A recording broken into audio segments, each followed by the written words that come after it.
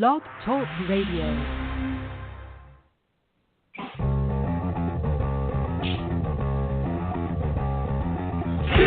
Party tonight! TV party tonight! TV party tonight! TV party tonight! We're gonna have a TV party tonight! Alright! We're gonna have a TV party, alright! Tonight! We've got nothing better to do than watch TV and have a couple of brews. Everybody's gonna hang out here tonight! Alright! We'll pass out on the couch! Alright! Tonight! We got nothing better to do than watch TV and have a couple of brews. Don't talk about anything else. We don't wanna know! We're dedicated to our favorite shows! All right, folks, it's time for another TV party tonight.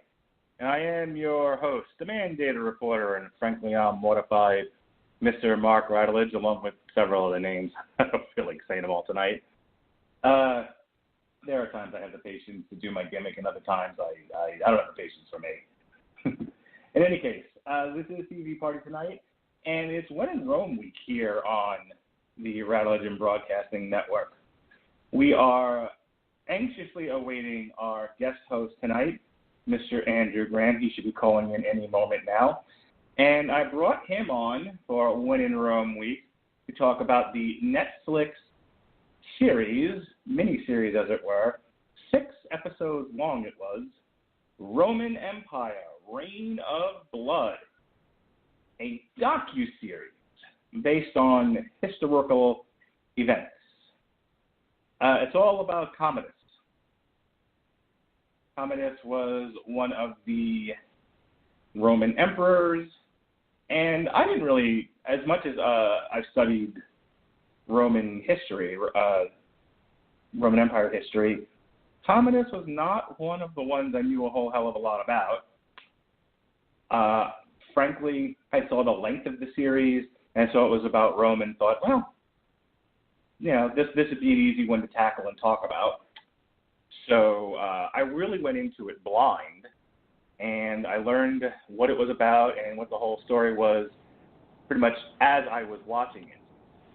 And here's our guest now to tell us what he thought of the series and what he knew about it going into it, if anything at all. Our man with the historical fighting background. It's a hell of an introduction, isn't it? Mr. Andrew Graham, the Master of War. How you doing, sir? I don't know if I'd call myself that or not, Mark. Thank you for the introduction. In imitation of one of my favorite sci-fi writers, Ron Moore, the scotch this evening is Highland Park 25. All right, so how's things going up in the Canadian offices of the Rattledge and Broadcasting Network? I understand you sent me an article today. The government's going to give you all cash money. Is that what's happening? They're just going to say, everyone in Canada, here's healthcare, here's money. Well, don't bother us no more. Is that what's happening? Well, no, it's more the Ontario government, which is one of our larger provinces, decided to do a pilot program with, what is it, basic minimum income or something like that? Basic income, yeah. They're trying it in 3 communities. That said, they're kind of needing it right now, given the way their economy has gone. So, I'll believe I talked about this a few months back. I'm curious to see how it goes. Hey, it'll link. You know, it's only a 60-year-old idea that came out of the Nixon administration. Yeah, eventually its time will come. But speaking of old ideas, let's get to this. Now, did you know anything about this series before I suggested that we watch it and talk about it? I'm trying to remember. I think I might have tried to. I'm a bit of a documentary junkie, and I'll watch all these historical ones. And I think I actually tried to just put it on in the background one day before you had even mentioned it to me. And well, one of the sex scenes came up, and the kids were in the room, so it's like, yeah, I can't watch that. Yes. Kids can definitely alter your viewing habits. So I have the Orange is the New Black story is well told on this network. Though apparently we don't learn our lesson because my wife recently, we have kids who have moved into the neighborhood, and my children have befriended them, and they were in our house recently playing, and my wife was trying to watch Harlots on Hulu, and if you don't know you're going to see sex in Harlots, I don't know why you're watching the show in the first place, but she attempted to watch this show with the kids in the house, and then was surprised, I tell you, when there was sex on the TV, and she had to turn it off quickly before the kids saw anything. But yes, there's boobies galore in Roman Empire Reign of Blood. But more than boobies, we also have a factual, it's a documentary series, a dramatized documentary series on how Commodus came to be emperor and his.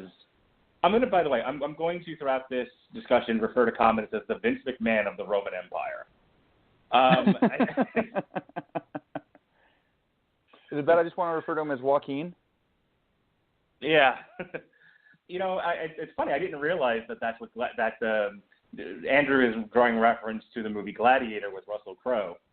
And I didn't realize that's what that was, that the movie Gladiator was sort of a fictional telling or a fictional story based on the life of Commodus.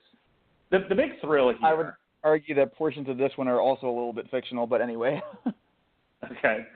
The big thrill here, the big hook, and partially the reason why I'm going with he's the Vince McMahon of the Roman Empire, or Roman history, is... And it starts you right up with this, and then they kind of go back and tell you how we got to that place.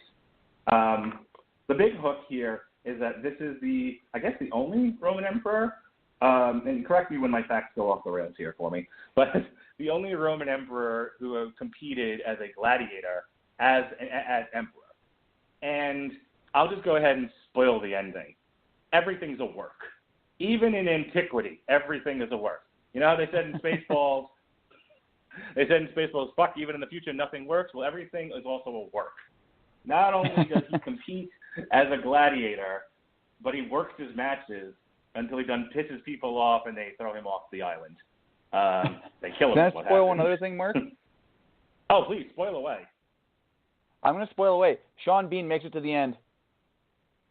Yes, it's one of the few things in fiction where Sean Bean lives. He lives. Apparently, there's an article I saw on Facebook the other day. Apparently, Sean Bean actually talks about what his favorite death scene is. I haven't watched it, but I'm going to have to look it up.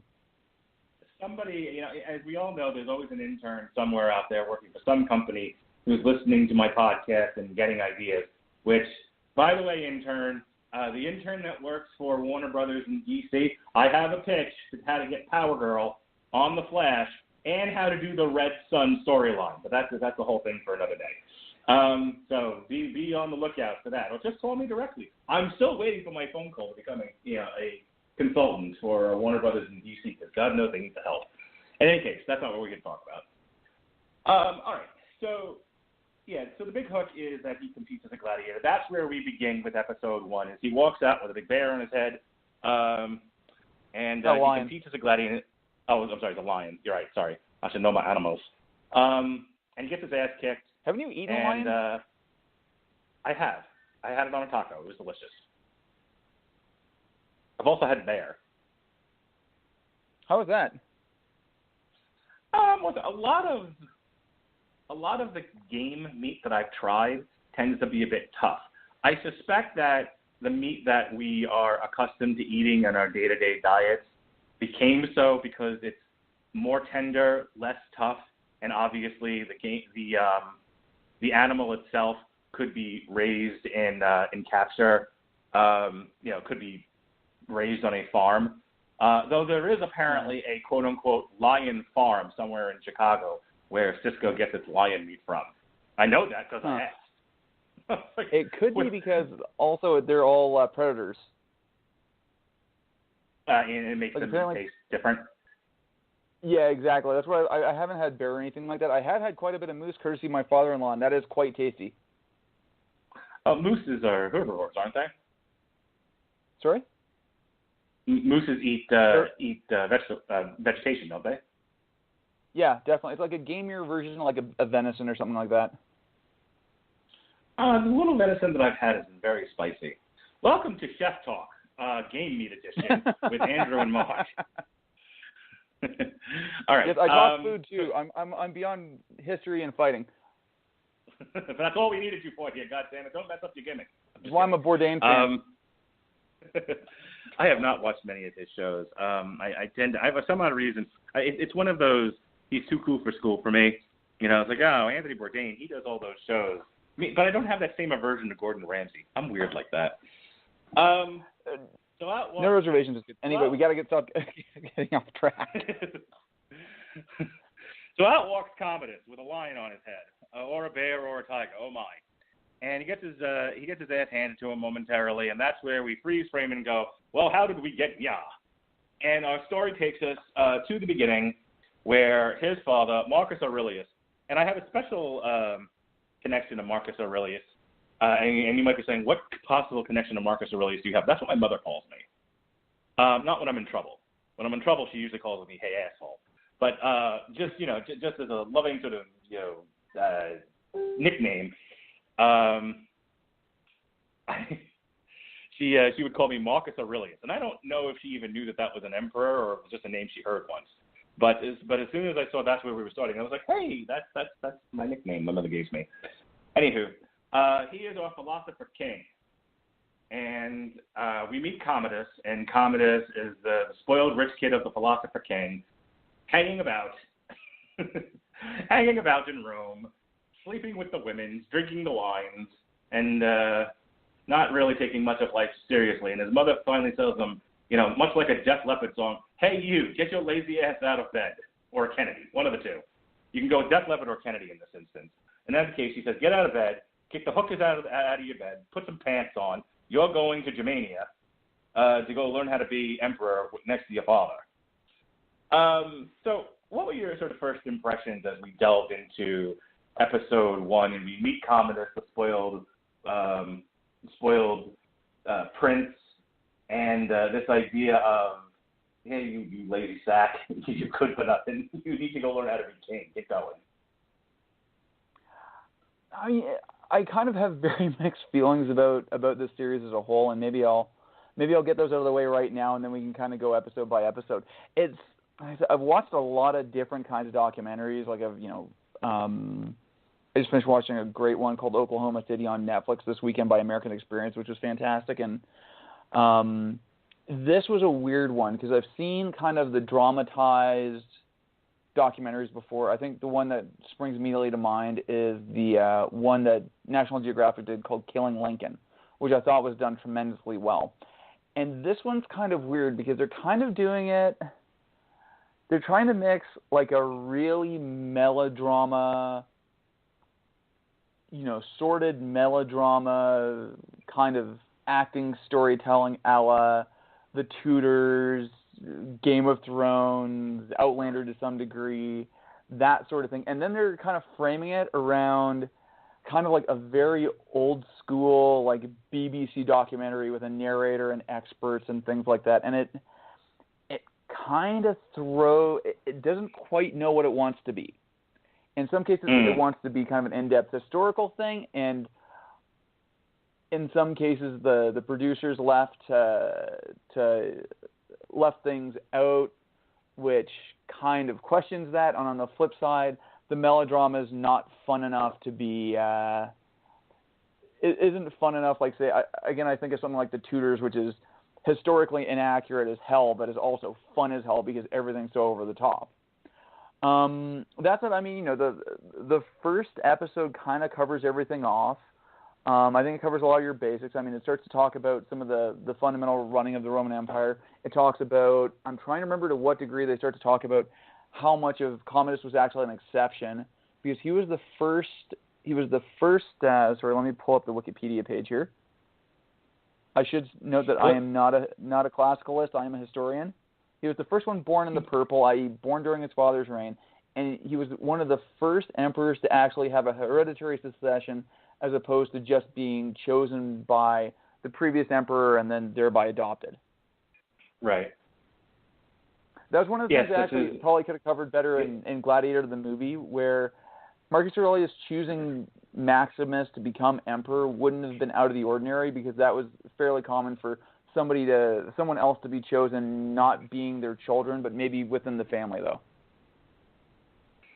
I tell you, here's my overall take on the series, and we'll hit this a little bit more in depth as we talk about it. But I will say it is the tale of two stories, and the first story I think actually moves pretty well and is interesting to me. I absolutely am with you in that it doesn't seem to know what it wants to be, and one of my criticisms of the show is that the factual information, the documentary part of it is interesting to me and captured my attention. The drama, it was like, well, we just told them what the facts are here, so we'll dramatize this other part of it. And a lot of times throughout the series, I felt the drama wasn't nearly as interesting. It almost came across like CW melodrama without the superpowers.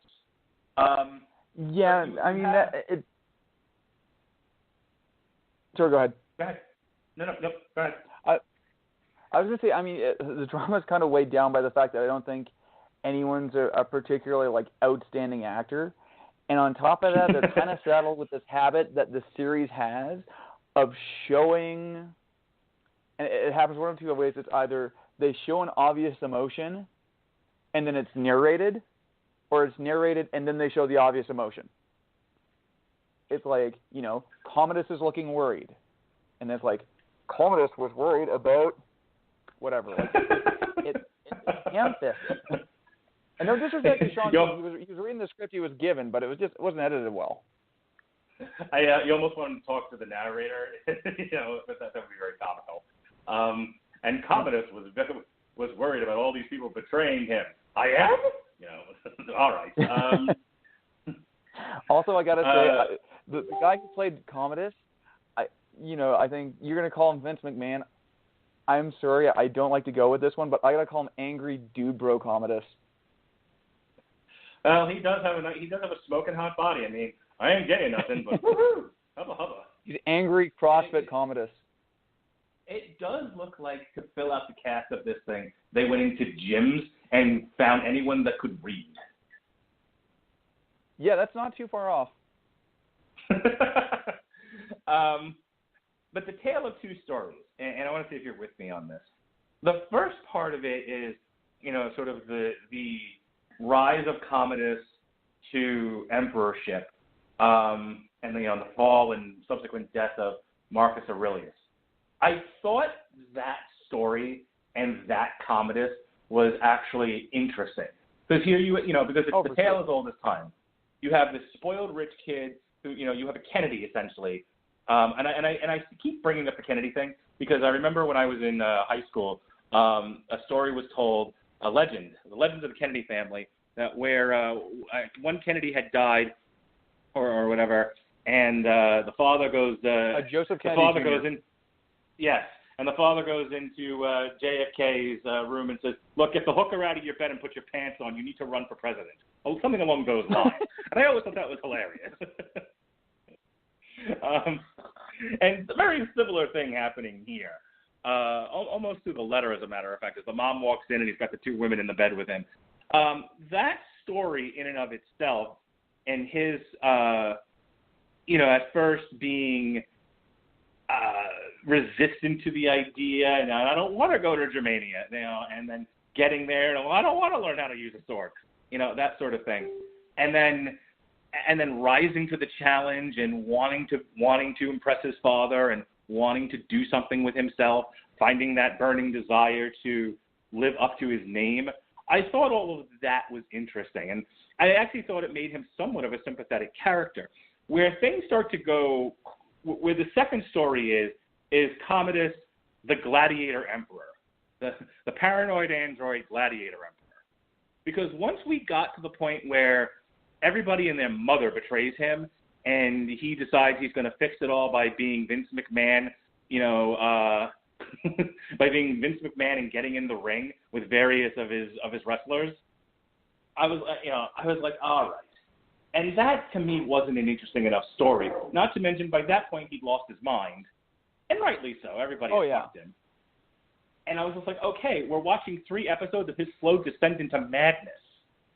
And at the end of the day, if he doesn't work those fights, he's more sympathetic. The fact that he's a big faker, he's a phony, a big fat phony, you're like, good, I hope you do get stabbed. No, for sure. And I think, we're almost jumping ahead on some. Well, maybe we better just stop here and we'll bring up some of these other points. But I think you're right. The back half of this series for me was a slog. Not gonna lie, right now, I actually have episode 6 on right now because I've tried to watch it twice and have not gotten through it yet. So hopefully by the time we get to the end of this, I'll be through the episode. Sounds good. And I think the other thing that happens is that Commodus becomes very one note. I think he's kind of one note throughout the series. He's just playing one note at a time. Yeah, I think that's the problem. Is he was more interesting, as I said, when he was trying, I want to be somebody, as they said in the Nine Inch Nails song once. But once I would say, and I don't want to get too far ahead, so I'm going to say this, and then we need to kind of discuss it episode by episode. But once Cleander takes things a bridge too far and does the grain manipulation so that he can take on more power, and then subsequently he's found out, and it's sort of the final betrayal. That's where the series peaks for me. Because after that, it's everyone's out to get me, I want to be a gladiator. Everyone's out to get me, I want to be a gladiator. Everyone's out to get me, I want to be a gladiator. I'm fucking dead. And it's 3 episodes of that. It drove me fucking crazy. Yeah, that's not, I don't think you're too far off on that one. All right. So we're back to episode 1 here, Born in the Purple. Let's talk about some of what we see here in this episode. Like I said, he's sent to Germania. He's made to learn how to fight and learn the finer points of being an emperor. I find commenting on this to be somewhat difficult in that I want to comment on some of the historical aspects of it, but how do you Monday morning quarterback history? No, that's fair. It's hard because there are things there are decisions that Commodus makes, historical decisions he's making here. It'd be hard to be like, well, I don't understand why he didn't do this and that. Well, he fucking did them. That's history, folks. But I guess it's worth commenting on.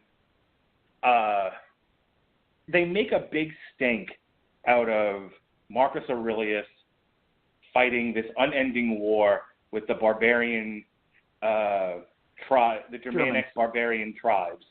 We've got the Goths, the Huns, the Visigoths. These were more Germans proper. Yeah. Oh, okay. So these aren't.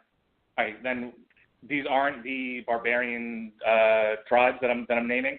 These were actual Germans. Don't think so. They were in Germania. These were German tribes. A lot of I wish they would have taken a little more to set this up, and they did get to it at one point, is that what Marcus Aurelius was fighting was actually a defensive holding war.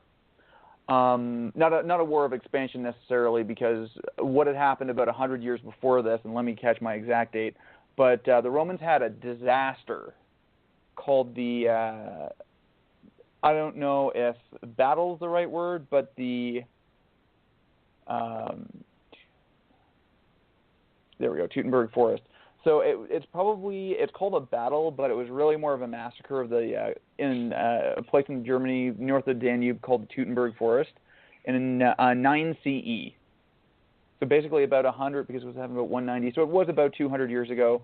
So basically the Romans lost somewhere between 16 to 20,000 dead. Dead or captured. They lost 2 legions that were then struck from the imperial rolls when they basically got caught by a series of German tribal leaders that basically just waged a guerrilla attack against them over the course of, I think it was a few days. And at this point, the Roman army basically said, we're building fortifications along the Danube River. We are going no further than this because, well, look what happened the last time. I think that's as good a point as any to point out that's a disaster of a plan. That, I mean, you're basically fighting a war of attrition. It feels like Vietnam to me. Is we'll just stay here, go no further, not attempt to try to end this thing. We'll just fight a war in perpetuity. And I mean, I'm no general, but that feels like a bad move. But again, it's what happened. I'll throw it out there, but I don't know how much we can really discuss the drama of a historical event. Yeah, exactly. And I should also say right now, I'm not really a Roman history guy. I'm more of a 20th century history guy. Mm-hmm. Like Roman history and everything like that. Like if you see, when you're reading the titles of the experts in this, they're actually not historians. They're classicalists. Because Mm-hmm. it's kind of a separate realm of study because the relative age of the sources and trying to read in between a lot of the, for lack of a better word, the press that happens in those sources is kind of a discipline unto itself. So I will limit my questions to the craft of this thing. We talked a little bit about some of the performances in this. Again, it looks like they raided a gym for people who were also taking English classes in college. But the guy playing Marcus Aurelius, he gives an interesting performance. I'm curious to see what you thought of him. He looks perpetually annoyed. Like, I don't know how much direction there was with the drama of this thing, but he gives this performance of he's got a migraine the whole time. I mean, yeah, I think you're probably dead on with the direction comment. I swear to God, in some cases, maybe it was a point of like, take a look at a statue of Marcus Aurelius and look like that perpetually. Just giving him a picture and go, this is what I want. This doesn't tell me anything. Did you see, what I want. Who is that? Like, okay, there's going to be two things that I kind of got stuck in my head whenever I was watching the drama scenes in this. And one, it's Gladiator, obviously, and then two, it was the HBO series Rome. I almost wanted a hell of a lot more fun. I was going to say, I almost pitched Rome season 1 to do instead of this, but that's long and complicated, I wasn't think it's sure that long, actually. I think it was like 13 episodes. I think so, yeah. Yeah, it's just a lot. But it's not like it's 20. I didn't. Yeah, yeah, true. It's not like it's Arrow, which goes on forever. Oh yeah. I think my idea was if I'm going to ask people to come on and do this, I shouldn't ask too much of them. So I went with 6 instead of 13. But yeah, at some point, Rome is on the list of something I do want to talk about. I watched most of the first season of that and really enjoyed the hell out of it. But oh boy, is that dramatic! Because Legionary Titus Pullo is the bomb. And yes, I just used the bomb to be recorded for posterity. Sorry, kids.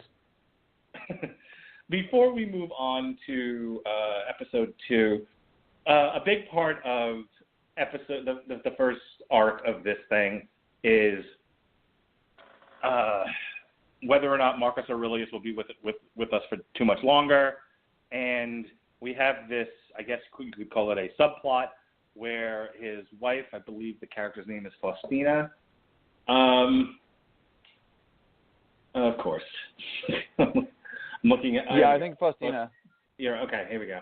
Yep, Faustina, the daughter of the Roman Empire, Roman Empress. Here we go. So Faustina the Younger starts to put a plot in motion to usurp power from who she thinks is a dead Marcus Aurelius or a dying Marcus Aurelius. Just curious as to what you thought of the character portrayal, what you thought of the actress.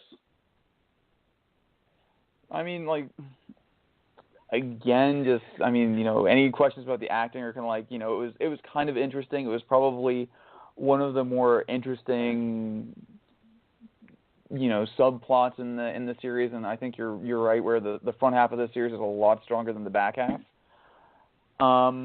One thing that I think, kind of talking about some of the historical stuff and some of the stuff they would have found interesting, and I think contributes to other storylines down the road, is they don't talk a lot about about this whole co-emperor thing that Marcus Aurelius and Commodus did. And that's actually a really common thing throughout Roman history. At one point, they were operating not until much later, but on a regular period, they were actually operating with 4 emperors because of the size of the empire. Right. And that would make sense. Yeah, and they don't even really talk about it, and it kind of goes getting a little ahead of ourselves to Lucilla's character, Commodus' sister, who was played by Connie Nielsen in the Gladiator. They make a mention to Lucius Ferrus. Lucius Ferrus was Marcus Aurelius's co-emperor. Again, when you're talking about something the size of the Roman Empire, they do bring up in the narration, but much later on, in reference to Commodus sort of just botching the job, that you have to delegate, you have to have people around you that you can trust to do, certain jobs. So it absolutely would make sense that there would be, regional governors, and you would have co-emperors and things like that, especially in terms of if your time is fleeting, that you're going to want to pass on the job to a capable person and, not have your legacy be that you took a shit on it on the way out. You would want to make sure that the person, learned from you and is able to carry the empire on and make sure that, chaos doesn't reign. So all of those things make sense. I mean, even now in 2017, we have a period of handing over the reins and, we have Donald Trump meeting with Barack Obama and, that whole thing. A peaceful turnover of power, as it were. So all of that to me makes sense. And to put things in... Keep going. I was about to say, to put things in perspective in terms of, how difficult this was to manage Rome at its greatest extent, Rome went all the way from, and I'm drawing this in my head, basically all the way from, I'm just going to say to England, because they basically did the whole walled-off thing with Scotland as well. And so all the way through England, through France, most of Central Europe, Italy itself, all the way through Turkey into the Middle East, into Egypt. They were all the way up into modern-day Georgia, Russia, not southern United States.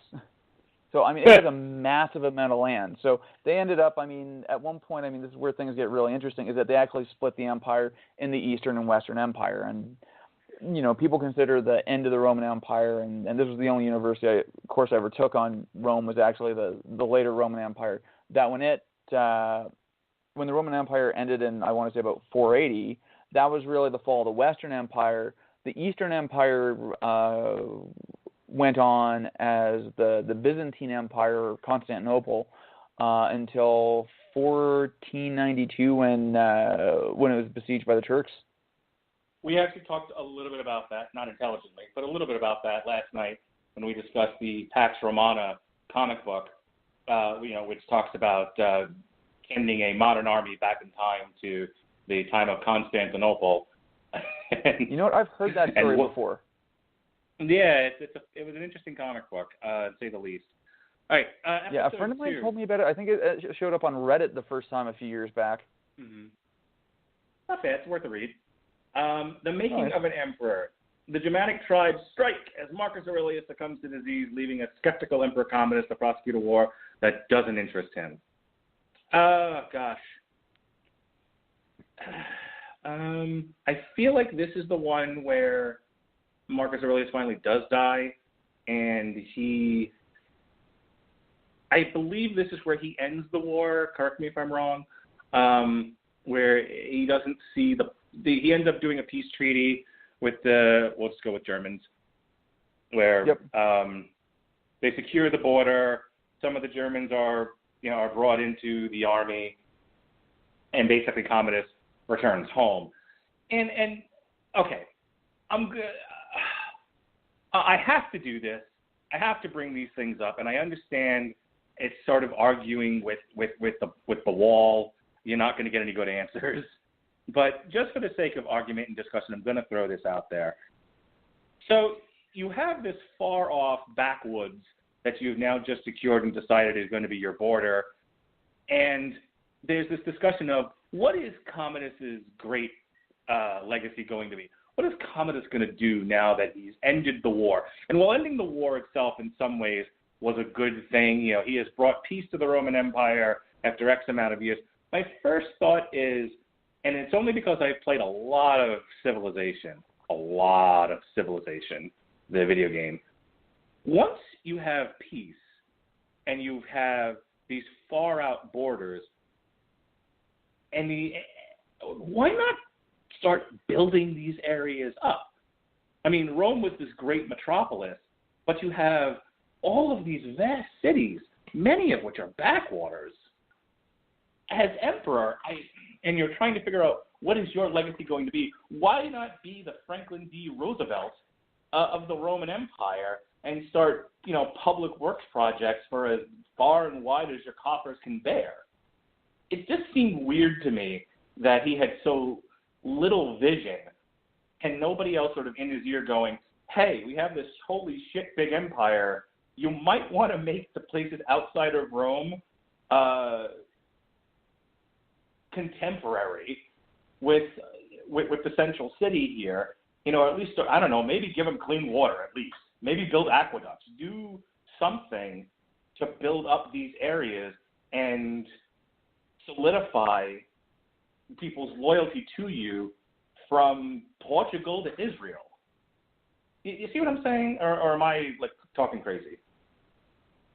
No, you're not. I mean, I'm definitely getting into the gray area of what my knowledge is of Rome, but I mean, a lot of it, I think probably a lot of it was done. The problem is a lot of it was lost in the fragmenting of the empire. So, for example, one thing that the Romans were very good at was road building. So, I mean, there were, I'd have to go back, but I mean, you've probably heard the phrase Roman roads before, and I mean, that's true. There are a tremendous number of Roman roads that are still, that, right. were not until a couple of hundred years ago. Right, but that comes out of necessity to move your army. That's why I didn't bring up roads. Yeah, exactly. But, and mind go ahead. I was about to mind you, part of this was that also they were using a lot of this land for agriculture as well, because, having a metropolis like Rome, you didn't necessarily have all the, well, obviously we had this whole conversation about the grain and things like that, but I'd have to think of it more. I mean, I'd really have to dive into Roman history more. I have a feeling there was probably more building. And I mean, obviously one of the big things they did was, one of the major economic things in Rome was maintaining a standing army. I mean, that's one of the reasons the Roman Empire was it. It was, to borrow from Dan Carlin and Hardcore History, Rome was one of the few ancient powers that could take a punch, and that's because they were constantly training, they were constantly recruiting. They were very good about, speaking of the peace treaty, one of the things they were very good at was going to a conquered or potentially conquered people, recruiting them, and then integrating them into their army and bringing whatever special skills they had. So Rome started as basically kind of the Roman legionary, and they had the big square shields, they had the gladius, they had the pilum, and they had the tortula formation, all this stuff from Gladiator. But I mean, they also they recruited in cavalry, they recruited in archers, they recruited in chariots, they recruited in whatever works. And I mean, obviously that was a big cost, but for some reason, I want to say that there was probably a lot more building and a lot more expansion of things. Though that could have also, for some reason, I want to say that happened a lot more in the East as well, but I could be totally wrong on that. Yeah, and I would like to think that some of the emperors did what I'm talking about, but they don't say Commodus did, and it doesn't come up.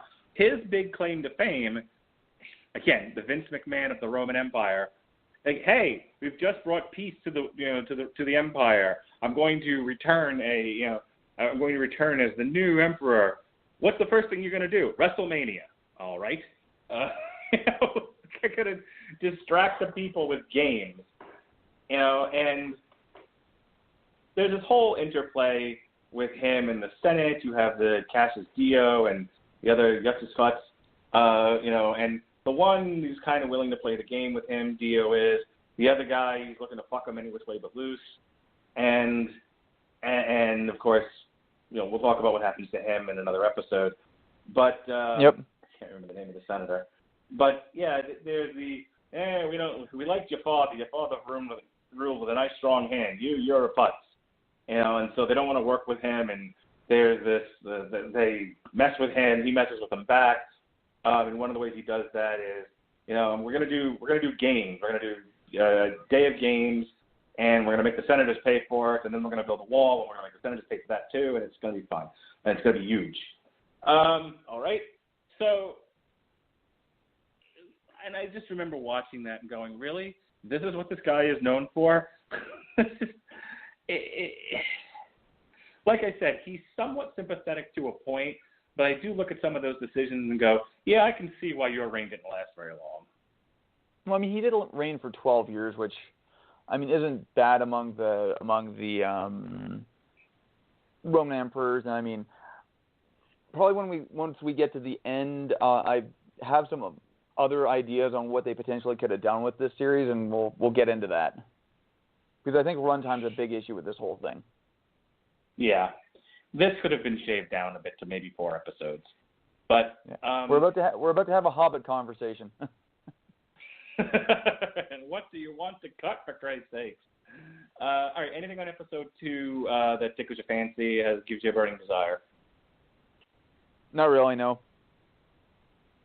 All right, guys, we've been at this for 40 minutes already. Jesus. All right, Enemy of the Senate, episode 3. Commodus rises to power as Rome's new emperor, but not everyone supports his ascent. Among those conspiring against him, his older sister Lucilla. All right.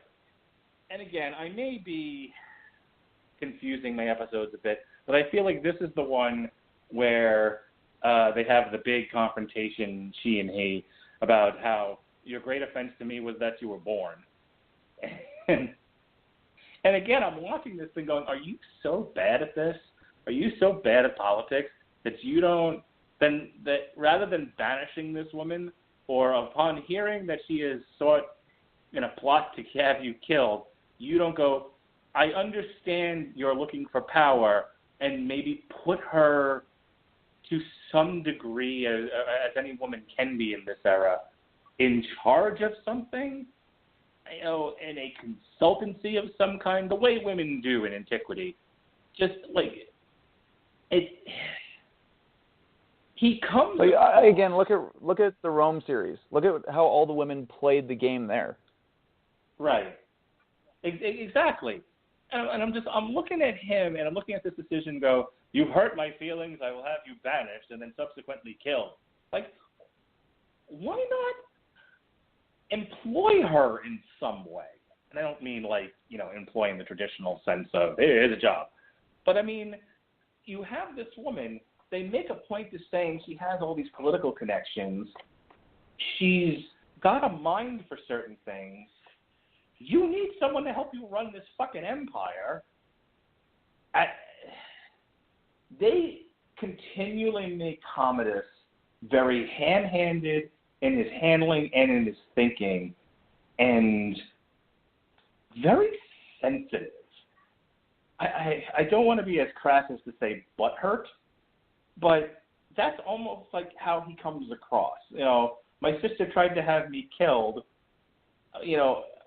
I'm gonna react to this in a my feelings are hurt kind of a way, and not in a strategic way, I guess is what I'm getting at here. Yeah, I don't think that's inaccurate the way he's portrayed.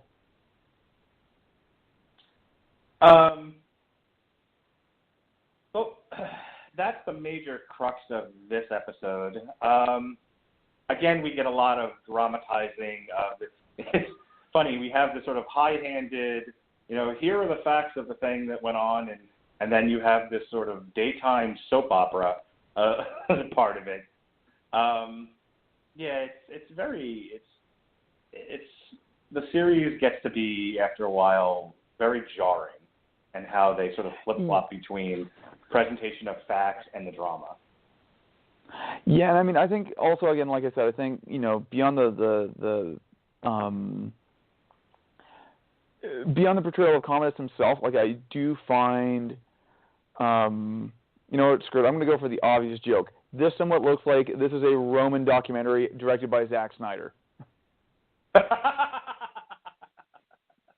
I say this as a Zack Snyder fan. Everything's but it's gray, like, huh? Yeah, it kind of is actually. I'm watching the 6th episode, and it is all really in gray tones. And I mean, I think I think that's the one thing that the HBO Rome series that I can think of off the top of my head got right in spades is that they looked at the whole gamut of the social structure. They looked all the way from Julius Caesar down to Titus Pullo, who's awesome. And it gave you that, to use the Dan Carlin phrase again. I'm a big fan of Dan's. I think he's very good in terms of popular history. I mean, it brings the color to the series. It talks about the society. It talks about how people lived and everything like that beyond sullen, angry CrossFit Commodus. You really do bring up a great point, because Commodus is not an interesting enough character for the amount of time we spend with him. And I no, he's not. This, and I think that's my. Sure, go ahead. I brought this up in my prosecution of Dude, Where's My Car? That if you're going to spend 90 minutes with a particular character, that character needs to be either interesting or charismatic enough for you to want to spend that amount of time with him. You want to be rooting for that character. And, at least Sean William Scott, whatever the fuck, the one that isn't Ashton Kutcher. Sean William Scott. Thank you. Is it nearly as interesting or nearly as charismatic to want to spend that much amount of time with him? And Ashton Kutcher barely makes it to that. And you have the same problem here. So it's a great point that you're bringing up. I'll go ahead and let we sort of talked over each other there. So go ahead and make your point that you're trying to make. Oh, no, I was just agreeing with you on that point, though. I will say, going into another aside here, if we want to talk about a movie, speaking of Dude, Where's My Car? If we want to talk about a movie that I think was actually from the same production team, and I think actually addressed a lot of those same problems, the first Harold and Kumar Goes to White Castle is fantastic, as far as I'm concerned. Oh, it's brilliant. Because those two are funny and charismatic and interesting, and there's enough happening with those two characters, you don't mind spending 90 minutes of nonsense with them. That's exactly, and it's still a friggin' hilarious movie. Oh, it really is. And it's also a 90-minute commercial for White Castle, which literally, when I saw the movie, all my friends and I that we saw it together all went like, is anyone else having a hard time not going to White Castle right now? And then we all got sick. But that's a story for another day. We have no White Castles here, so it's on my bucket list to go to one of these days. Oh, you simply must. If you come to the United States, I recommend rioting and White Castle. It's the two things we do really well in this country. But sure, what was the first thing? Anywho, rioting. Oh, right. I don't know if I'll be rioting anytime soon, but White Castle is definitely on there. I also hear something about something called In-N-Out Burger, which sounds good. So, yes, if you find yourself in California, you simply cannot leave without an In-N-Out Burger. All right. At this point in the story, I feel like between episode 3 and episode 4, this is where a lot of the meat happens. And we certainly get to a peak of action, because after this, boy, do we start to fall off the map. This is where a couple of things are happening here that we need to talk about. First, you have the one guy who I believe was a freed slave, who becomes his what's the word I'm looking for here, Andrew? His confidant? Confidant, yes. And it gives him the signet ring, and Cleander gets all jealous of him, and he ends up getting him killed. Satirist, I think. There's that part of it. There's by this point, he's figured out that his sisters tried to have him killed. I think at this point they've also figured out that the one senator was working against him, and he's killed by Cleander. Eventually, everybody around Commodus is falling. He's getting no good advice from anybody, and Cleander is starting to try and take more and more power for himself. As we said before, Cleander takes things a bridge too far, engineers a food crisis, that ends with him being killed. Yeah. Didn't know when to stop seeking power, he did. Yeah. Which leaves... And by the way, Commodus did not shank him in the middle of the Roman Senate. That was dramatized, eh? That was dramatized. I had to look that. It's like, okay, wait a second. I got to look this up now. It's like, nope, he was not shanked in the middle of the Senate. But this is where things take a turn. There's the subplot of the wife not giving him a son and him kind of turning on her and taking on one of the slave girls as a mistress, a concubine, the term they use. This is where we see more and more of Marcia. But the other thing happening here is Commodus going back to the well in terms of how do I fix things? How do I make it all better? Public Works project? No. Exactly. A Public Works project? No. War? No. Taxes? No. Games? WrestleMania? Oh, fuck it. Okay. It's the one answer to everything. But he's hit not the cushion for the chair. He's not just going to give him games. He's going to compete in the games because, we can't find a good enough heel for Steve Austin. So fuck it, I'll do it myself.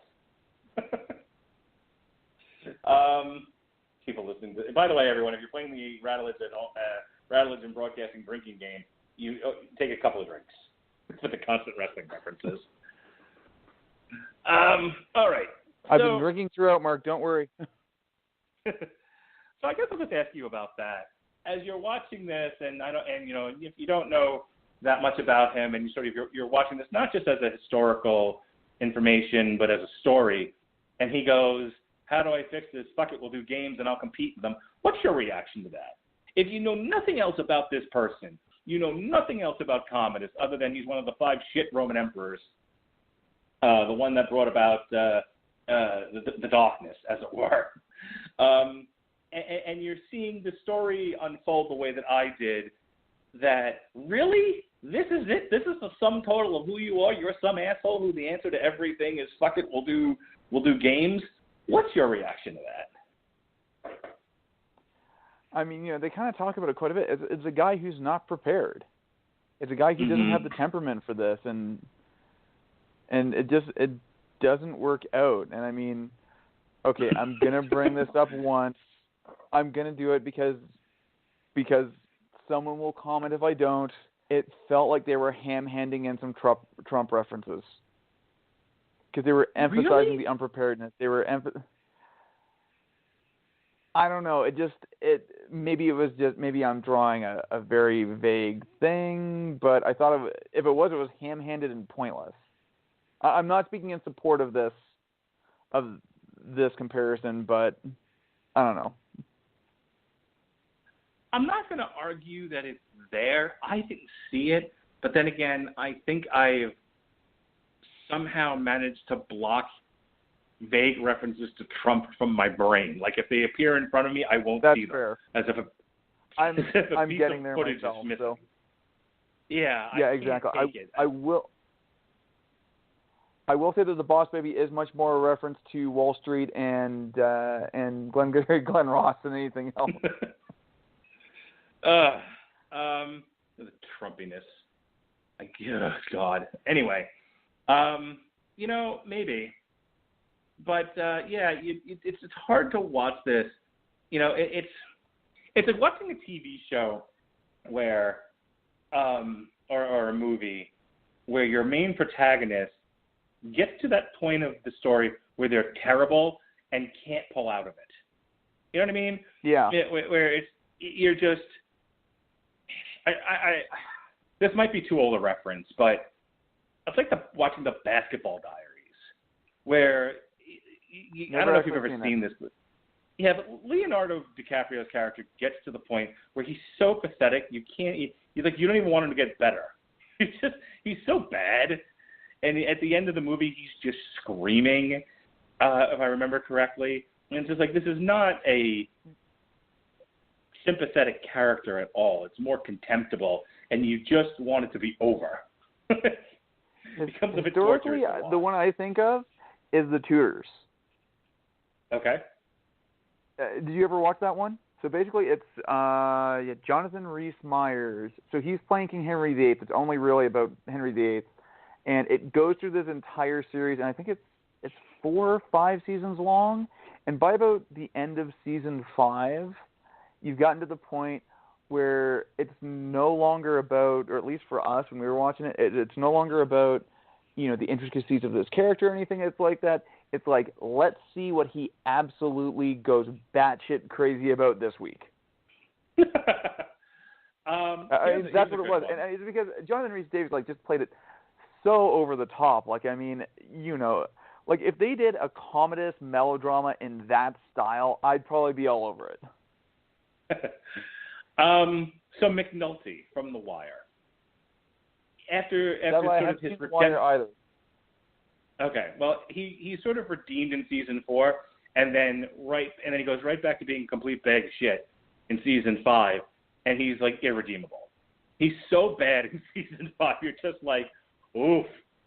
The whole world in Baltimore just starts to fall apart at the end. To the point where you're just like, please just end this. As much as I love The Wire, I could have watched that for 10 more seasons. It did get to a point where you're just like, this isn't savable. Sink the ship. We're done here. Anyway, so moving on to, unless there was a burning desire here for Roman's Burning, episode 4. Not really. All right, episode 5, Fight for Glory. A disastrous grain shortage reveals Cleander's treachery. We talked about that already. And leaves Commodus isolated, inspiring the train as a gladiator in a bid to unite Rome. All right, so this brings us to where we started with our good friend Commodus here. We are shown him fighting a gladiator. The gladiator is doing his best to entertain. He's knocking him down, knocking him out, and then mugging to the crowd. He's no-selling. Yes.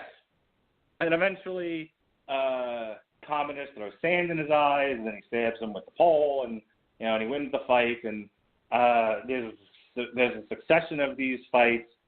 I don't remember if it's this episode or the next one where they start to figure out, hey, if they've been had, this is a work. He's giving people dull blades. It is okay. So it's episode 5. Things are looking up for good old Commodus. I don't remember what the major part of the drama was for episode 5. I mean, clearly the bit about Cleander's in there, so I skipped ahead a little bit.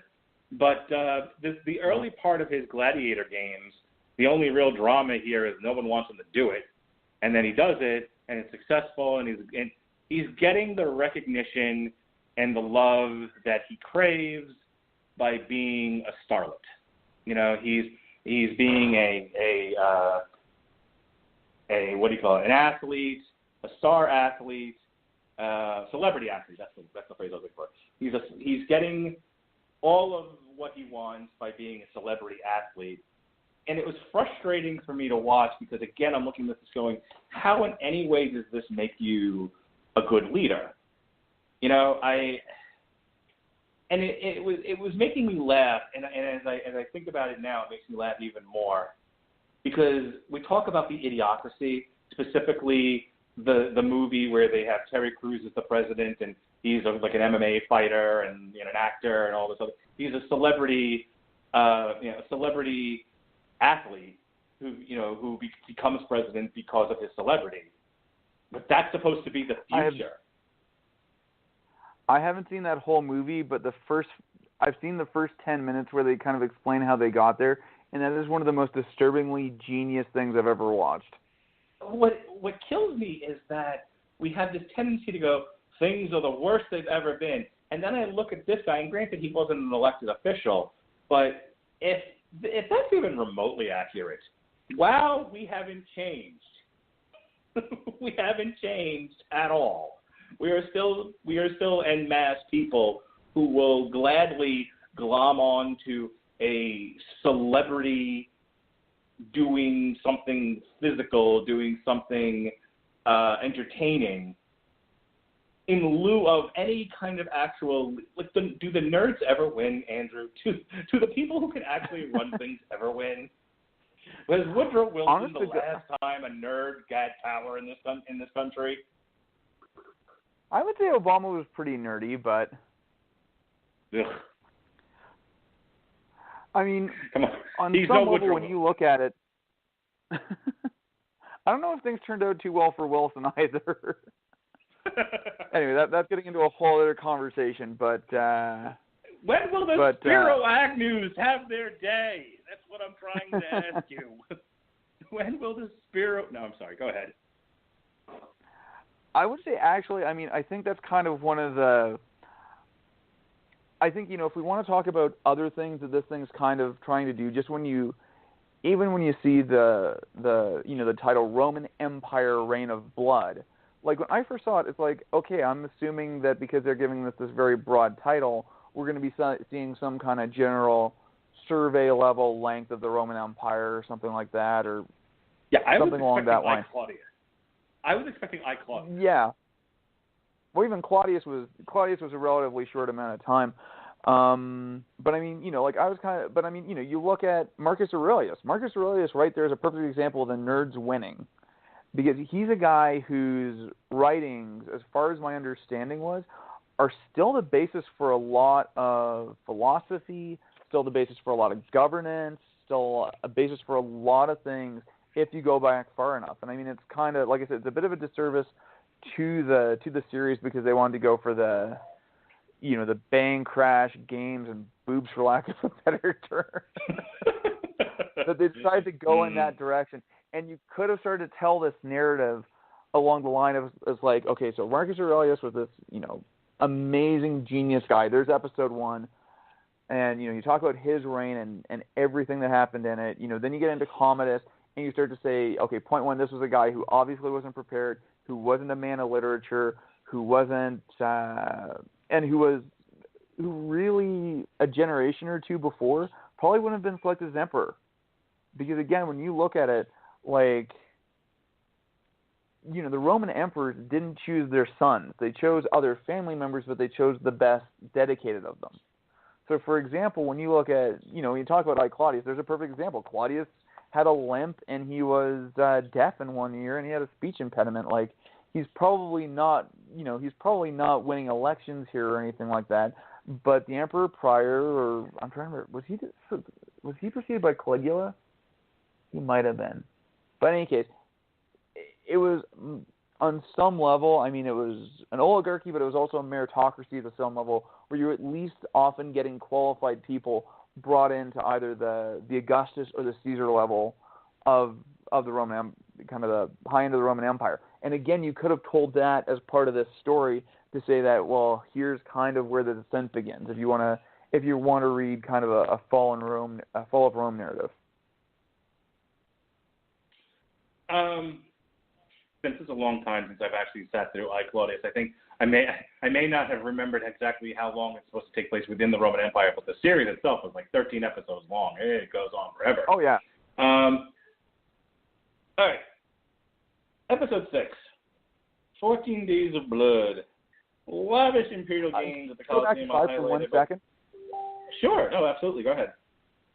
I have a burning desire on this one, and we want to talk about this whole thing about the sympathetic character. Near the end of the episode, there's a scene where Commodus is in with all the gladiators, and he gives them like this stirring toast of blood and honor and burning and things like that. And all the guys go batshit for it. If this series was really being brave, I would have almost liked them to see the gladiators underplay that reaction. Just to kind of put it a bit more to the point of saying, wow, this guy is completely and totally out of his depth. Yeah. Or again, talking to kind of the Rome mold of things, I would have liked to have seen the conversation among the gladiators after that scene. Right. But again, this guy was... They rarely ever cut away from Commodus, and just as a craft thing, especially in the later episodes, we rarely cut away from Commodus. And it's like, well, he's not doing anything that interesting in what you're showing here, so I don't know why we're staying with him this long. he comes, he's brewed, he's narrated over, and then we move on. Yeah. And then he's making a list. You're on the list. He's checking it twice. You just made the list.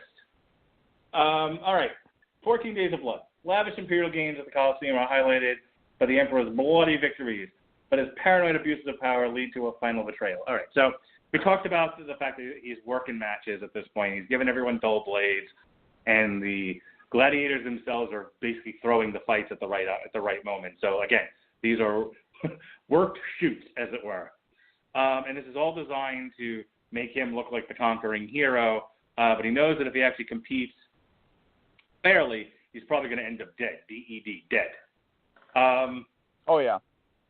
Now at this point, he's freed the slave that was the gladiator slave that had trained him, which does come back to bite him in the ass once he figures out that they're working fights here, and that whatever excuse Commodus makes, for dying for the glory of Rome and the emperor and all of that, there's a bunch of horsepucky, and he ain't having it. And so not only that, but you've got Commodus, who has made a list of people who he's going to get killed because they betrayed him, and when those people find out about it, it's like, all right, enough's enough. He's got to go. And go he eventually does. Commodus, I believe, is killed. I don't remember. Go ahead. You just watch this. So what happens here? I'll let you give us the gory details. How does Commodus finally bite the bullet? Basically, and I kind of listened. I watched this with the sound off, so I didn't quite catch all the narration. But basically, the gladiator Narcissus from episode 5 that trained him. It starts the episode with fighting with a wooden sword that actually freed him because all gladiators were slaves, and then him basically finding out that this was a whole work. I would like to point out that at this point that Narcissus was wearing his gladiator armor for the entire fucking episode. It's like, dude, you're a free man. Go get yourself some new clothes. Seriously. Hey, you got it. Hey, listen. I learned when I was wrestling, always have your gimmick on. You never know when you're going to need it. No, for sure. But any case, so basically he finds that it seems like there was some plan to try and assassinate Commodus via poison. That didn't work out. But then Narcissus comes back later and basically does him. I don't think he stabs him. I think he strangles him. Right. And then basically cut to credit. Yeah.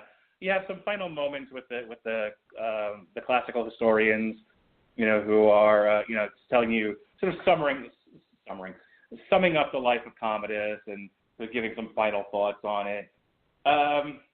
Like I said, in general, I would give this whole series a B-. It's okay, looks nice. First half of it moves pretty well. Second half of it, and it's. I have to wonder, when you're pitching ideas and you're doing, okay, we want to put together a series. We want to take a real close look at one of the Roman emperors. We're going to look at one of the shit 5. In your mind, Andrew, what do you think is the reason they pitched Commodus? Of all the people they could have focused on throughout the length and breadth of the Roman Empire, not Nero, not Caligula, who at least had a porn made after him. They had the good sense to make a porn of that of his life, which was fantastic. If you've never watched Caligula, get a copy. It's fantastic. One of the best movies ever made.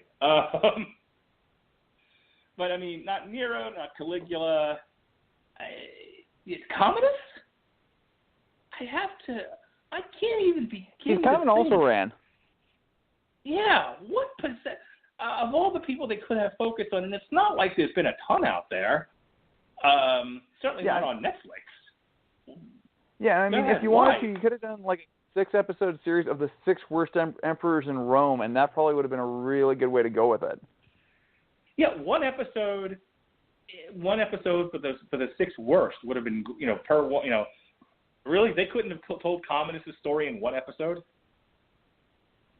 Yeah, exactly. They could have cut this thing down to 2 episodes max. Right. Yeah, they could I'm have jump kind in of on done something his else. rise and fall, and that's it.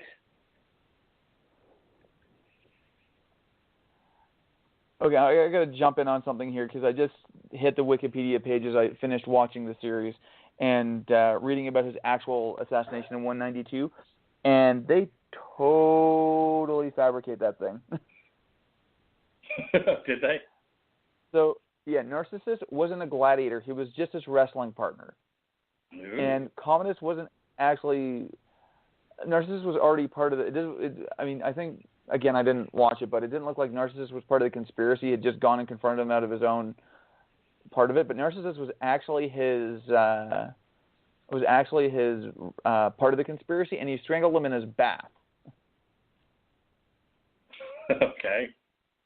Like, it's okay, guys. Like, again, not being able to figure out what it wants to be. Does it want to be historically accurate? Does it want to be a melodrama?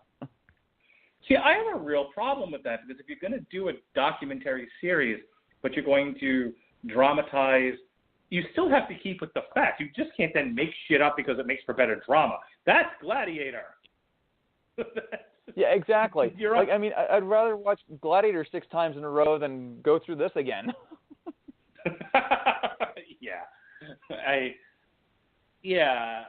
That's really odd that they would met that in a documentary series where they're using drama to just sort of act out the things they're telling you, and then still not even, you can't then use creative license. That's bullshit. Exactly. Boo. I mean, again, kind of comparing to something that went along the similar template.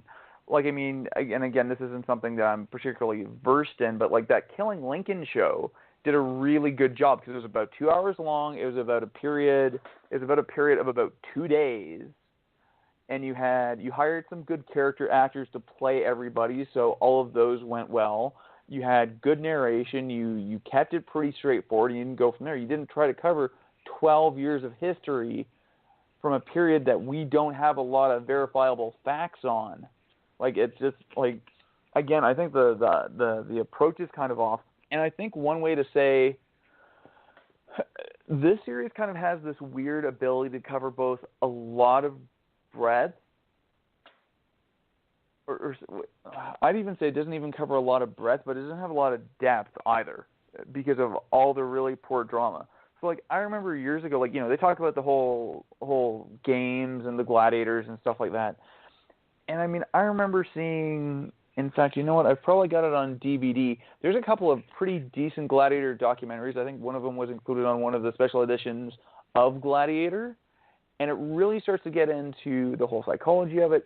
It gets into the fact that gladiators themselves weren't, they weren't just 2 guys with a sword. There were different classes of gladiator. There were... If you're an RPG fan, then that's what I mean by classes, that they were actually guys who came out with different equipment.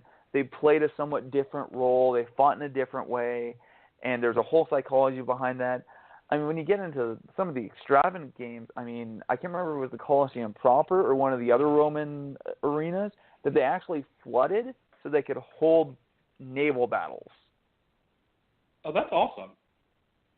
Like... Why don't you talk about that stuff? Like, it's just, there's a head-scratching thing of just like, what was their approach to this? Hey, we have this really uninteresting emperor. Let's show a lot of detail about him, all right? Let's show him brood for 2 episodes. And we'll do it in a CW sort of, drama style. And I say that and love being a huge fan of like Supergirl and The Flash or whatever, but I don't know how much of Arrow you've ever watched. Oh boy, does Not that a lot, show no. get repetitive. Okay, do yourself a favor. Try to binge watch an entire season of Arrow and count how many times Oliver blames himself for the weight of the world. It's ridiculous. No, I can believe that.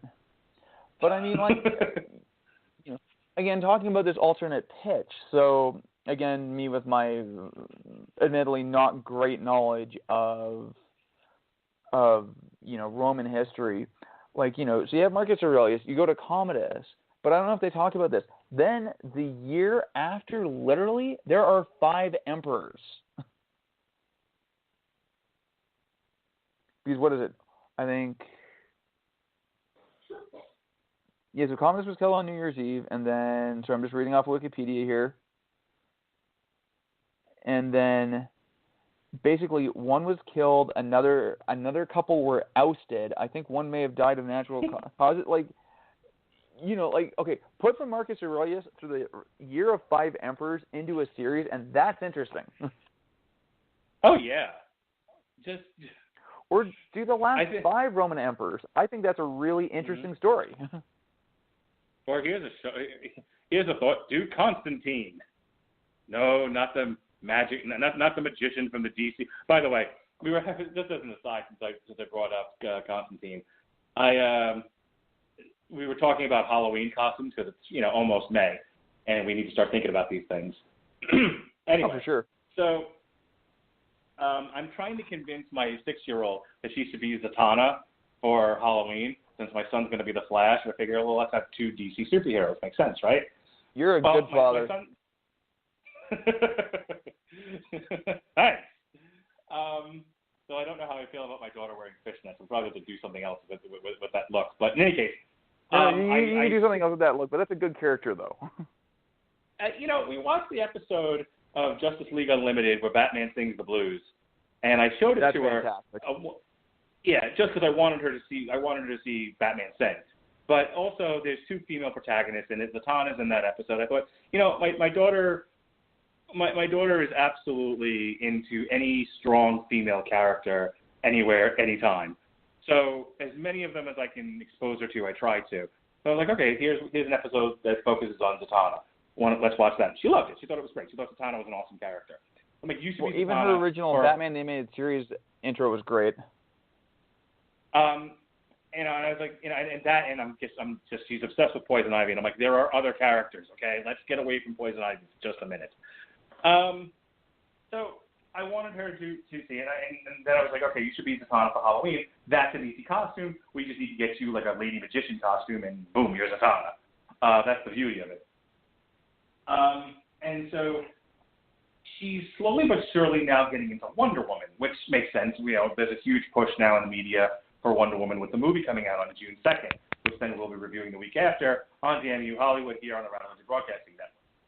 Smooth as butter. Anywho, so she says to me today, she says, I decided I don't want to be Zatanna for Halloween. I want to be Wonder Woman. And I was like, you know what, Lily, I support this. As long as you pick a DC, Justice League type character, and your brother continues to be the Flash, I'm in support of this. In fact, I'll go you one better. If you keep with this idea of being Wonder Woman, I will also pick a DC character. And she was like, that's great. And then she proceeded to name 3 Marvel characters I should be, and I had to beat her. But that's besides the point. For fuck's sake, Star-Lord's in the Guardians of the Galaxy. That's Marvel. So I was like, you know what, Lily, let's make it a family thing. We'll have your mom also pick a character. And look, my wife will be the first person to tell you there are certain looks that would not look good on her, given her current size, shape, and appearance. She'd be the first to tell you that. My wife is a beautiful lady, very, very pretty woman. Any one of my friends will tell you she's got wonderful eyes. That actually happened once. I almost punched my friend in the nose for that. But we all, you can be aware of your look. And I'm sitting there and I'm trying to find... are not drawn relative to real people. No, they are not. I jokingly told her she should go as Power Girl, and she was like, maybe around the house for you, but that's about it. But I'm desperately trying to find a character, a female Justice League character that she could go in costume. And on any given day, I'm like, none of these are going to work. Absolutely none of them. And I'm just sitting there looking at the way these characters are drawn and thinking to myself, it is amazing more women's groups haven't burned down the DC offices. Because at least in some cases, some of the women in Marvel wear a cloak or some shit. They're not all wearing, what looks like a bathing suit that's been chewed up by a dog. I mean, but the DC ones, nope.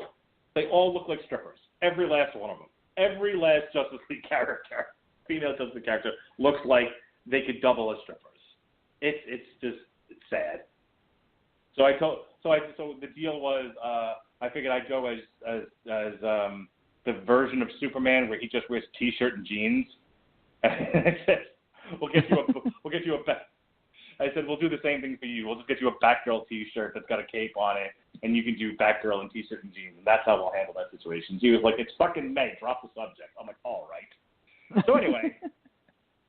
So, now you've got me planning for Halloween because I got to negotiate with my 3-year-old on what she wants to be relative to anybody else. So. Does the 3-year-old have an idea of what they want to what they want to be? Is there a theme here, a direction we're going in?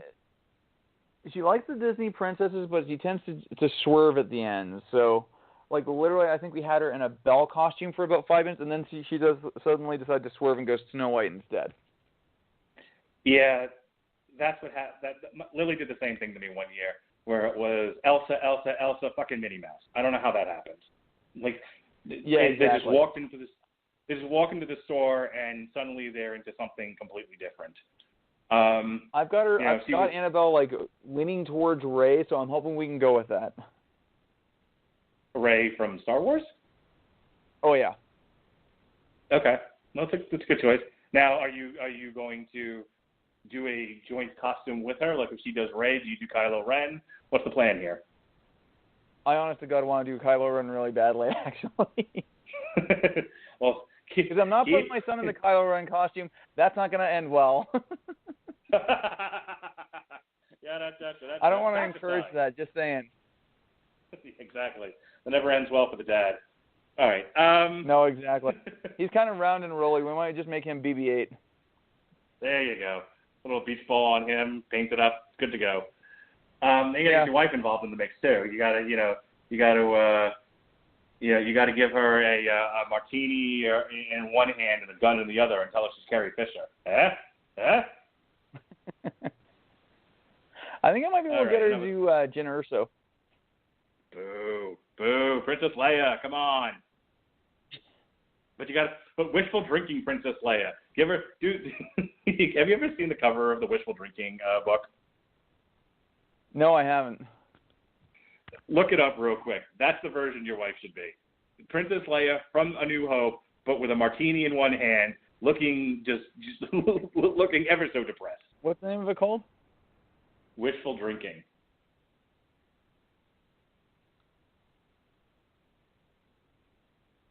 And while Andrew does that, I think we've covered this. You want to give any final thoughts to this series? Anything else? Any other burning desires? I'll let you have the last word here. Not really. Like, this is just, I think you and I kind of hit on it, that it's kind of, it's a bit of a mishmash. It doesn't know what it wants to be. And I don't know. On some level, I kind of have a feeling like, if I can do some, backroom speculation here, I have a feeling like, Netflix had a look at their success with like the White Helmets and with 13, which is amazing, by the way, if you get a chance to watch that. And they said, hey guys, let's get some more documentaries. And then, someone said like, Spartacus is really big. Okay, let's do that. Let's do Rome. Who can we do with that? How about Commodus? Yeah, sure. How many episodes do we need to fill out? 6? All right, do that. Get some PhDs and some PhD candidates, and get some people from the gym, and away you go. I'm on the Wikipedia page now. I'm actually curious to see if this is going to, in some way, and I don't know how they would, or if they would, obviously they have to focus on a different Roman Empire, Reign of Blood. Oh my God, there's not much on pending for renewal. Yeah, no, just I'm looking to see if they're going to renew this thing, and it says pending. We might get another Roman Empire Reign of Blood season 2 with a different emperor, because if they go back into Commodus again, I'm going to flop. more from the life of Commodus. You better not. All right. With that said, I think we can bring this to a close. This is fun. You know, I rarely get to talk about stuff that isn't comic book related anymore. So it was fun to talk about something different. You know, this falls under the heading of I wanted to try something new, much like when we did Chef's Table earlier in the year. And, you know, some of the stuff we discover and we talk about is a big hit. Some of it, not so much. Yep. Also Cooked. That was the other thing I was thinking of. Cooked and Chef's Table. I don't do much in the way of talking about food documentaries and cooking shows and whatnot, but we did, and we gave it a shot, and it was fun. It was fun to talk about this. Don't know how many of these documentary type drama series I would do in the future. Though if you have any recommendations of something I simply must watch and talk about, now's the time, sir. I don't have. I was actually going to bring that up because I had a bit of an idea. So something just came up here on Netflix that was just released this month. I haven't had a chance to watch it yet. It's called 5 Came Back. So it's a documentary about 5 very well-known, and this is more of your traditional kind of archival documentary with interviews and stuff like that. So I don't think there's much drama to it, but I think there's some interesting stuff. But it's about, let me see if I can see who it is, but it's, all right, let me pull this up. So it's about 5 directors, where is it?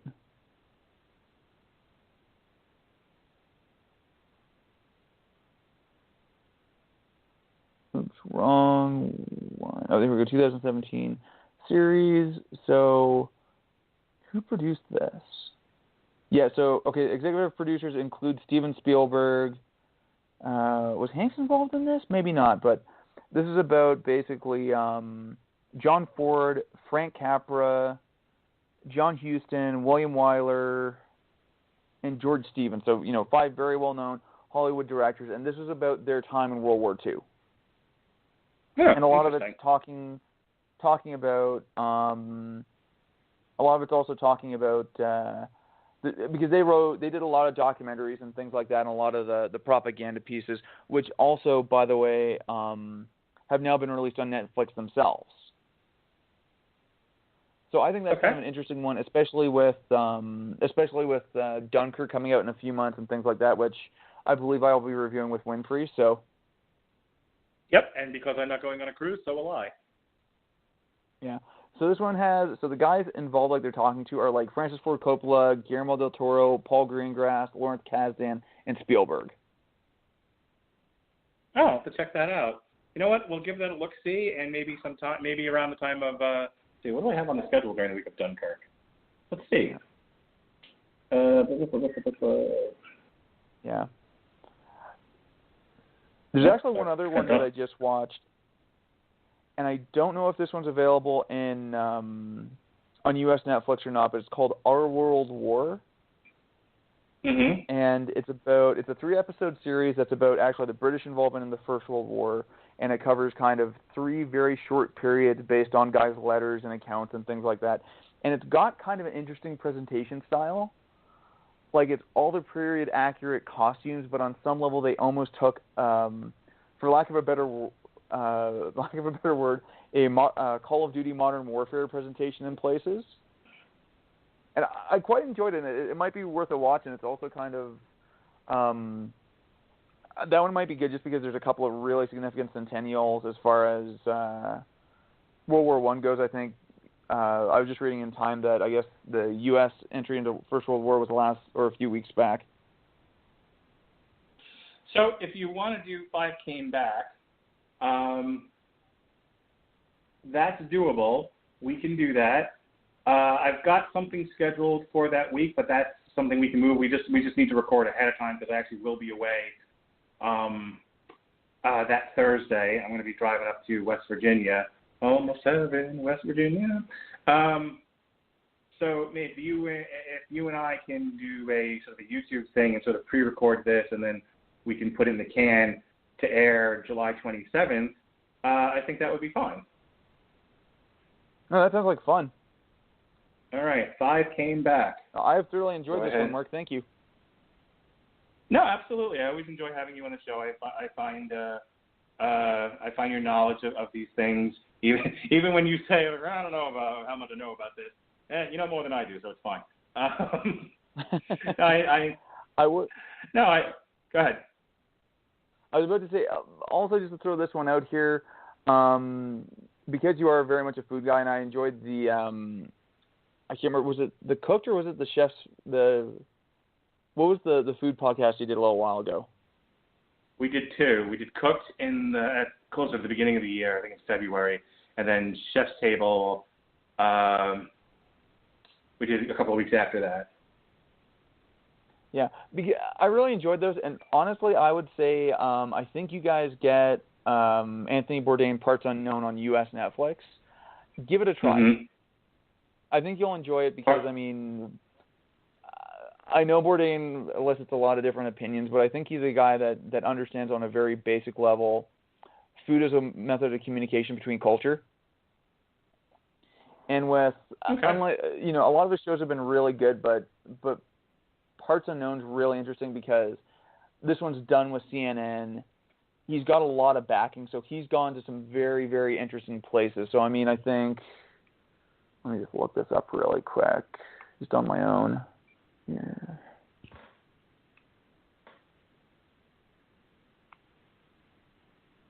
So season 1, seasons.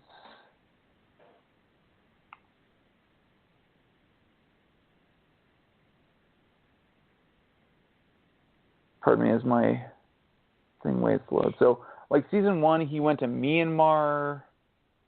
He went to Libya, and that was after the revolution. He went to the Congo. So he goes, and he also goes to other places like Peru and that. And a lot of it's evolved because I've watched a lot of his stuff, and it's kind of evolved from being kind of a very acerbic view of food and things like that to a very genuine interest in kind of food as communication, food as culture, and then talking about cultures and places and people and how they live and how they interact and things like that. And there's all kinds of interesting stuff on there. There's a lot of really good episodes on various parts of the United States, New Mexico, Mississippi.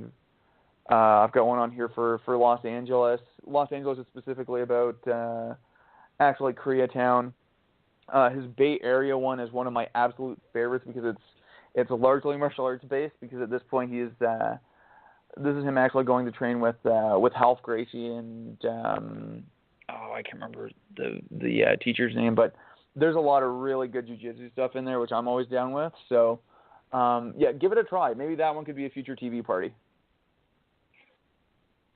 The Anthony Bourdain, what's the name of it? Parts Unknown. Yep. Okay. Yep. I know we're pretty packed for the up until pretty much August. I know the last 2 quarters of this year, I'm going to be looking for stuff to look at. So I will throw that on the list. In the meantime, I want to thank you for coming on the show. Andrew, never allow yourself to think that if you got an idea, I don't know about this. You are always, your ideas and anything that you want to do with us, you're part of the family. Anytime you want to do something, let one of us know and we'll get it done.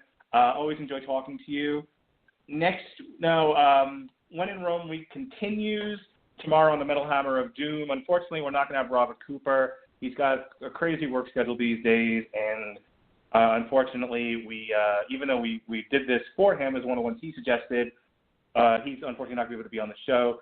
So Jesse and I will be holding it down for When in Rome Week, Ex Geo, The Immortal Wars, and then at a special recording time of 11 o'clock, late night, Pat and I will be doing the Lizzie McGuire movie, and that's going to bring us to an end of When in Rome Week. Next week, no crazy themes as such. Jesse's got some mystery show planned, I guess, for Monday. We'll see what he's got going on. On Tuesday, my daughter will be very happy. We'll have a girl on the Revolution Broadcasting Network. We're going to be doing the Powerpuff Girls, season 1 from 1998. And then one that I'm very excited about, Metal Hammer of Doom, Life of Agony, A Place Where There's No More Pain. The couple of singles they put out have been interesting. Mina's voice, since she's no longer Keith, has changed somewhat, but it's still the Life of Agony. Despite the change in the vocals, it's still the Life of Agony that I know and remember from the River Runs Red days that I've heard so far, at least. I'm excited about A Place Where There's No More Pain. I have been for quite some time.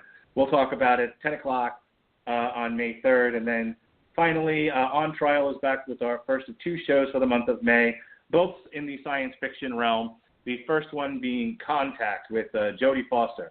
I hear the movie's a piece of shit. We'll see. I enjoy it. I don't know. I've never seen it. I just know that the end sort of falls off the rails from what people have told me. But, if you enjoyed it, hopefully I will too. All right, you want to go ahead and plug anything you're working on, or things that people should check out? Definitely. Thank you very much, Mark, and thank you very much for having me on. I'm a tremendous fan of the network for, 5 years now, and I'm always happy to be on and talk about this stuff, so anything comes up, do let me know. In terms of my own plugs, I train with Havoc JKD here in Calgary. That's Havoc Jeet Kune Do. You can find us on CalgaryJKD.com or on Facebook as well. That's under Seafood J Cooper. We're also a part of the Jeet Kune Do Athletic Association under Harinder Singh Sabharwal. You can find a location close to you at jkdathletics.com. My studio, Havoc JKD and Esteemed Martial Arts, is actually having a grappling seminar coming up this Saturday with Seafood J Cooper and Sensei Kevin Davey. The title of the seminar is called Hell on Legs. It will be a grappling-based seminar. If you happen to look this up and Kevin Davey looks a little familiar to you, it's because he's also on AMC's Hell on Wheels. So had to do a little crossover there. Hell on Wheels is actually just produced right outside of Calgary as well. So information on that is available online if you happen to be in the Calgary area. If not, if you're outside the Calgary area and you're interested in any of what we do, jkdathletics.com. Thank you very much. All right, folks. Thank you for joining us. Again, we'll see you tomorrow night on the Metal Hammer of Doom. In the meantime, be well, be safe, and behave.